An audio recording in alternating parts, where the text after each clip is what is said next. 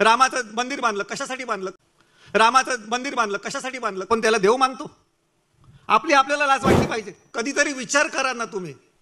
तो एक पत्नी होता, यमुक होता, तमुक होता, काय होता, त्याच्यावरती नाटकं आलेली, ती पहा तुम्ही. त्याच्यामध्ये माझ्या बहिणीला कोणी गरोदर असताना घरातनं बाहेर काढलं तर मी तो कोण, तिचा नवरा असेल त्याला शिल्लक ठेवीन काय? धोब्याचं ऐकतो, बायको बाळणपण असताना त्या धोब्याचं ऐकून पाठवून देतो, तिचं बाळणपण होतं. आणि त्या मामा वरेरकरांचं नाटक आहे, त्याचे फक्त 5 शो झाले.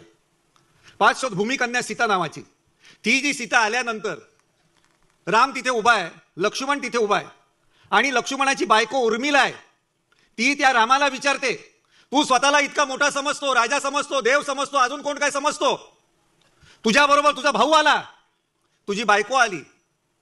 1 वर्ष ती अशोक वनामध्ये होती म्हणून तिच्यावरती तू संशय घेतलास.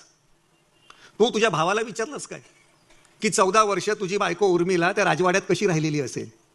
ती सांगते अग्निपरीक्षा घ्यायची असेल तर सीतेची घेऊ नको, माझी शुद्धता बघ, म्हणजे तुझी खानदान काय लायकीची असेल ती समजेल. त्या नाटकाचे 5च शो झाले, नंतर नाही झाले. हे इकडची संस्कृती सांगते.